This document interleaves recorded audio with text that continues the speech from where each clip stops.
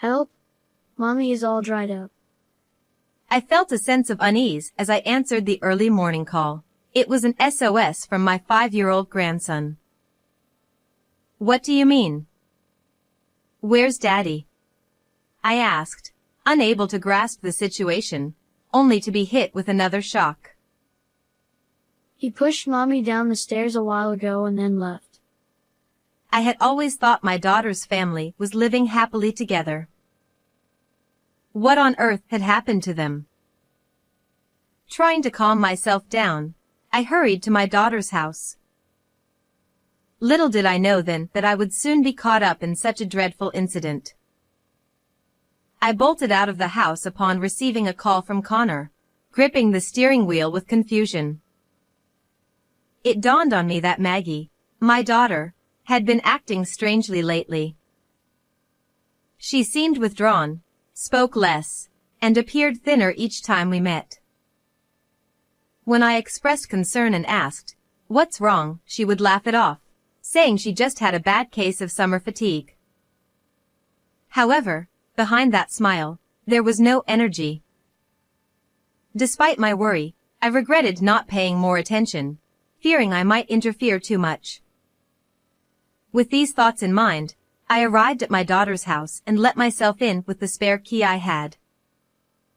Inside the house, not a sound could be heard, so I called out Maggie and Connor's names loudly as I made my way to the living room. What's going on here? I couldn't help but cover my mouth in shock and stood frozen in place.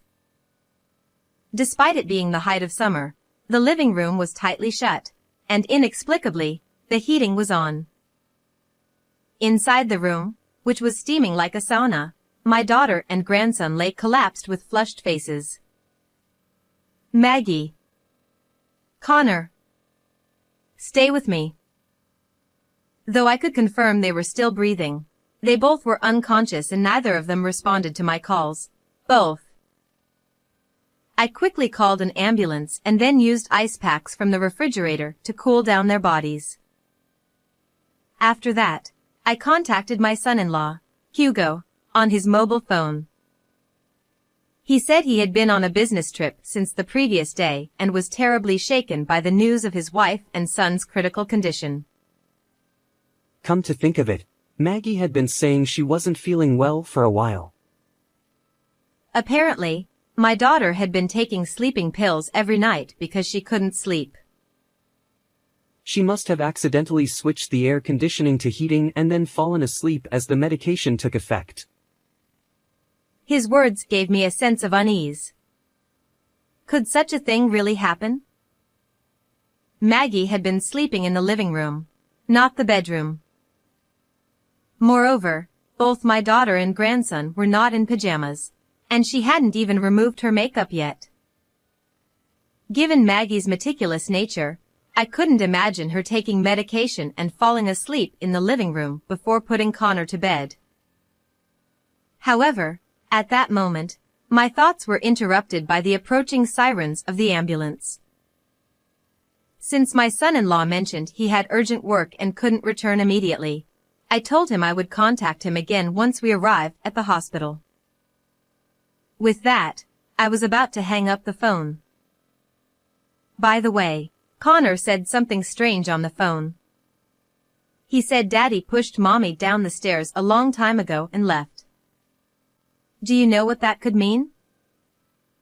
I have no idea at all. Maybe he had a scary dream or something. Yeah, you're probably right. Sorry for saying weird things. Well, the ambulance has arrived, so I gotta go. At that time, I still had no suspicion whatsoever about Hugo, and I believed as he said, that my grandson must have had a bad dream. Maggie and Connor, who were taken to the hospital, were suffering from severe heat stroke and dehydration, and they did not regain consciousness that day. However, thanks to the diligent efforts of the doctors, they managed to overcome the critical condition, and the next day, it was my grandson who woke up first. Connor. Thank goodness, overwhelmed with relief, I couldn't help but cry. Where's Mommy? Don't worry, she's gonna be fine. And Daddy will come here soon.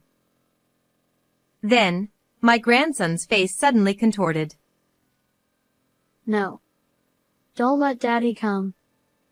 Oh, no. You still need to rest. I quickly stopped Connor, who had jumped out of bed in a panic. I want to see Mommy. Where is she? Connor, calm down. What do you mean? What happened? Daddy pushed Mommy down the stairs. All right. It's going to be okay. Just calm down. I comforted my excited grandson, gave him some water to drink, and decided to listen to what he had to say. Mommy and Daddy have been fighting all the time. The story told by Connor was something I had no idea about at all. He said that Hugo regularly raised his hand to Maggie. That night, they had a heated argument again, and in front of Connor, Hugo pushed Maggie down the stairs. What the heck? I recalled my daughter's recent behavior and finally understood that this was the reason she had been so down. However, while violence is absolutely unacceptable, marital issues can be complex and only truly understood by the individuals involved. In addition, I had reservations about how much I could believe what my grandson said.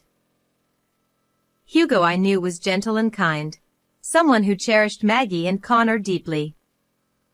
Moreover, he had said on the phone that he had been on a business trip since the previous day. Grandma, do you not believe what I'm saying? Sensing my reluctance and unease, he looked at me with teary eyes. Seeing this, I was deeply shaken. Connor is normally very smart and not the kind of child to tell pointless lies. I found it especially puzzling that he hadn't woken up until morning in such a hot room. Hey, Connor. Do you know where Daddy went after he pushed Mommy? I don't know.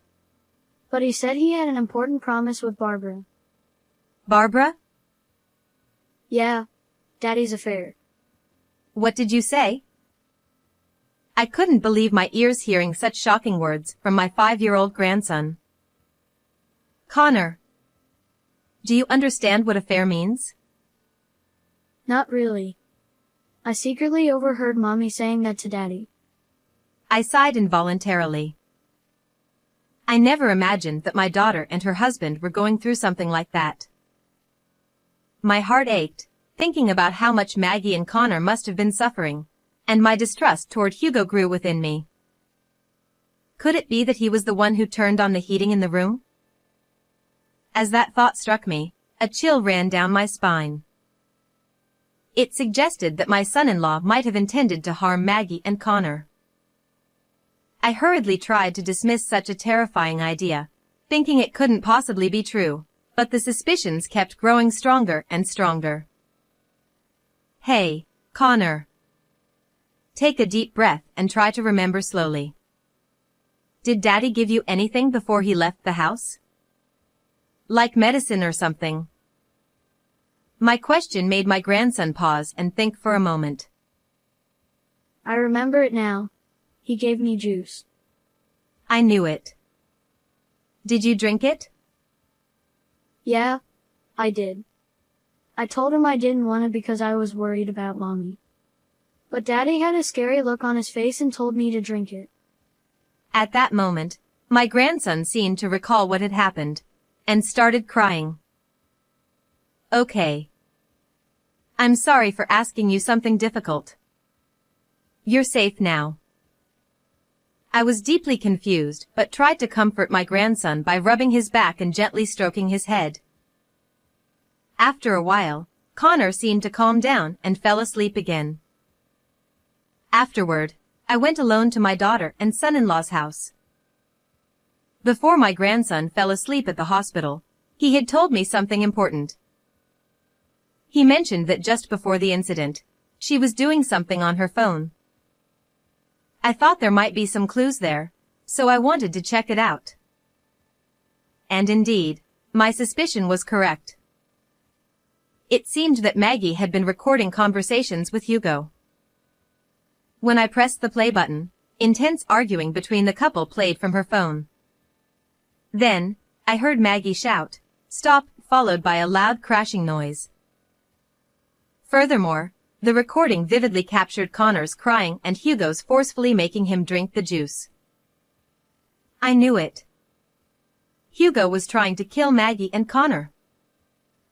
Driven by uncontrollable anger, I was going to stand up with crucial evidence in hand, intending to go to the police. However, in the next moment, I felt a sharp impact to the back of my head and lost consciousness. How much time passed after that, I wonder. I woke up with an excessive heat and was astonished to see an unbelievable sight. The house was on fire. I panicked and tried to get up in a hurry, but the next moment, I froze in terror. My hands and feet were bound tightly with thick ropes, and I realized I couldn't move. "Someone, help me!" I shouted at the top of my lungs, but I was alone in the sealed house.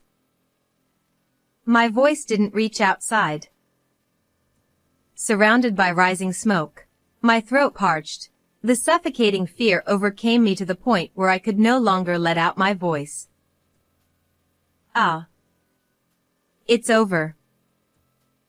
But just as I felt despair in this dire situation, suddenly the window glass shattered, and someone jumped into the room, saving me. Several hours later, I made a call to the perpetrator who had attacked me at my daughter's house. "You've really gone too far. But unfortunately for you, I'm still alive." The damage to the house was just a small fire. Upon hearing this, the person on the other end of the phone was briefly stunned, but then immediately played dumb. What are you talking about? Actually, while I was unconscious from being hit, the perpetrator had taken the phone with the evidence. Of course, it was none other than my son-in-law, Hugo. How audacious. I know everything now. What you did to Maggie and Connor, and you even tried to kill me after I found out. Excuse me. I have no idea what you're talking about. Well, you can pretend to be clueless for now. You might not know this, but there are other pieces of evidence. Wait. What do you mean by evidence? If you want to find out, come to my house right now. I want to hear the truth from you before I go to the police. I hung up the phone after saying that. Now, it's finally time for the showdown. I'm going to crush that devil of a man thoroughly. Prepare yourself because I won't hold back. With each passing moment, my determination to confront my son-in-law grew stronger and stronger. Hugo arrived within an hour after that. What was that phone call about?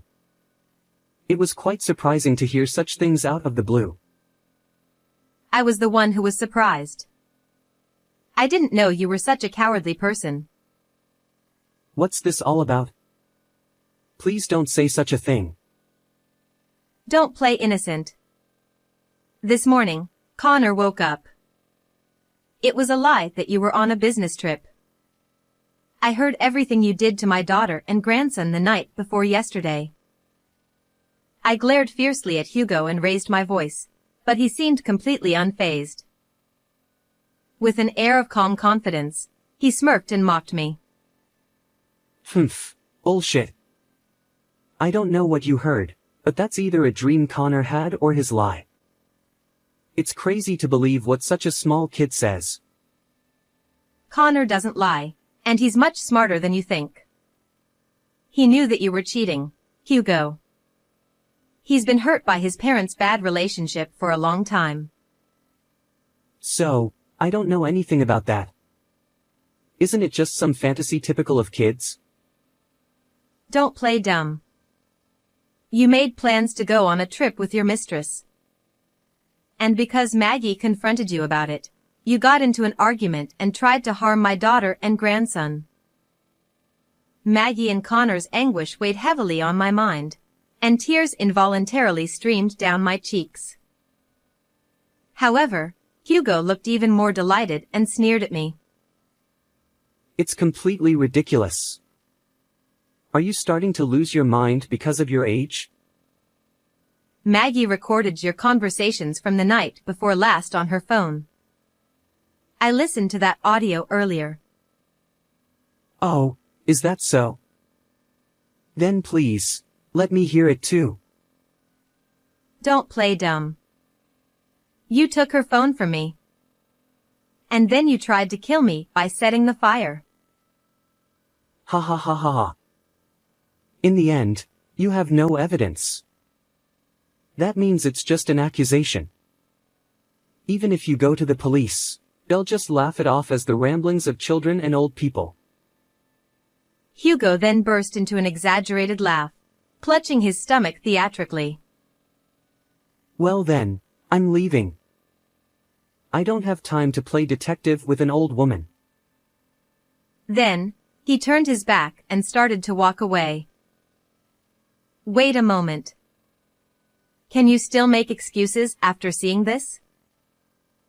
I called out to stop him, and as he turned around, I thrust my phone screen in front of him and started playing a certain video. It was the living room of my daughter's house a few hours earlier. The video showed my son-in-law striking me from behind with a golf club, setting fire, and then hastily fleeing the scene. Seeing this, Hugo's demeanor abruptly changed. The calmness he had maintained vanished instantly, and his expression shifted dramatically. Hey, what's this? When did you film that? Even you didn't expect it.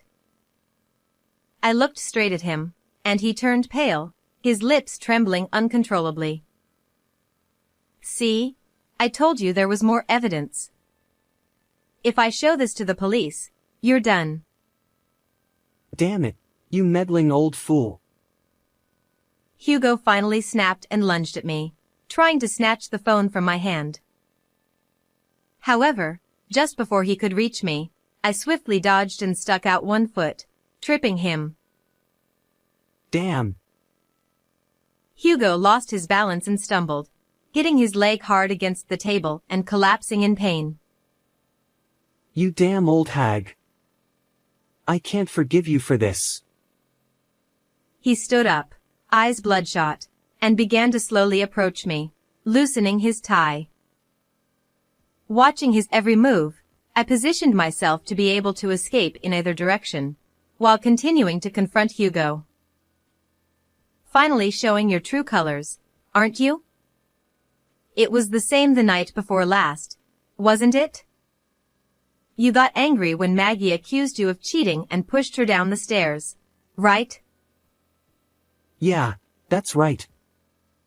She was nagging so much, I couldn't stand it.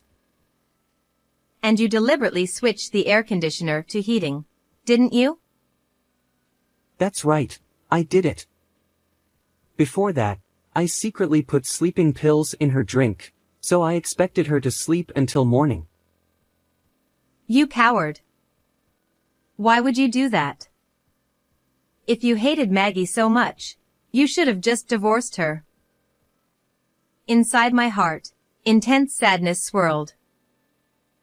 My precious daughter had been treated like trash, and I couldn't help but feel sorry for her. Yeah, that was my plan. But then Maggie started talking about demanding alimony. She had been a stay-at-home mom all this time, living an easy life on my dime. She had some nerve, that woman. Even so, that doesn't justify dragging Connor into this. He's your child. I met another woman. Connor was in the way of starting a new life with her. You monster. Say whatever you want. With those words, my son-in-law shouted and took advantage of my momentary distraction to lunge at me. I instinctively twisted my body, but the next moment, I was caught from behind and restrained tightly. Should have just cooperated from the start. Making me go through this trouble. Hugo said as he began to wrap the tie he had in his hand around my neck. Stop this now. Even if you do this, Maggie will tell everything you've done once she wakes up. Don't worry, you'll soon join her. Hope you meet again in the afterlife. Stop. It hurts. His grip on the tie tightened, and my vision started to blur. Stop right there.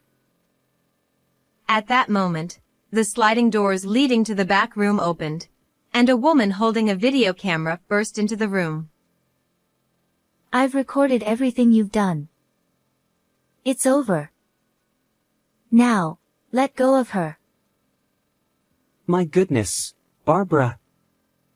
What are you doing here? In the next moment, Hugo seemed to forget about me completely and stood frozen, looking as if he'd been caught red-handed. And no wonder. It turned out that Barbara, his mistress hiding in the next room, had been secretly recording every despicable act of his. Our meeting happened just 2 hours ago. I found myself in a dire situation, engulfed in flames at my son-in-law's house. The one who burst in and rescued me was her. As it turns out, Barbara had been deceived by Hugo into believing he was single, and they had been dating all along. However, suspicious of his behavior, Barbara had doubts and decided to secretly follow Hugo after their vacation together. She traced him to my daughter's house. She went to the backyard and peeked into the house through the curtains, and what she saw was beyond belief. Barbara, frozen with fear upon discovering his true nature, quickly recorded his actions on her smartphone. However, upon seeing flames erupt, she snapped back to reality, smashed through the window, and used a fire extinguisher to put out the fire, and saved me. Afterwards, having confessed everything, we decided to team up and seek revenge on Hugo together. How dare you deceive me all this time, lying about being single. And to think you were capable of such terrifying things. I'm deeply disappointed in you. No, it's not like that. It was all for you. Huh? What are you saying? Don't blame others. I love you. Please, help me out. If we can get rid of her, we can be together. This is no joke. Besides, it's too late now. At that moment, as if on cue, the sirens of a police car that Barbara had secretly called could be heard. Hey! Why did you call the cops? My life is going to be ruined. What are you saying at this point? You brought this upon yourself. Please. Please let me go. Hugo, who had been so confident just moments ago, now knelt on the ground, crying. Barbara, please. Help me. We loved each other so passionately. Stop it. You disgust me. You are the greatest regret of my life. She said dismissively and turned away. Then, as if he had never treated me so terribly, he suddenly changed his attitude and clung to me desperately. Please forgive me. I'll spend the rest of my life making it up to Maggie and Connor. Huh? If you want to, do it behind bars. Please don't say that. I will change my ways from now on. I let out a big sigh. Listen, there's no from now on with you. We will never forgive you. Never show your filthy face in front of us again. Barbara and I handed over the sobbing son-in-law to the police. Then, we watched as Hugo, now in handcuffs, was pushed into the police car, and we high-fived each other. Afterward, my son-in-law received a prison sentence and was locked up behind bars. I received $15,000 in compensation from him for the attempt on my life. My daughter regained consciousness, and eventually, her divorce from Hugo was finalized.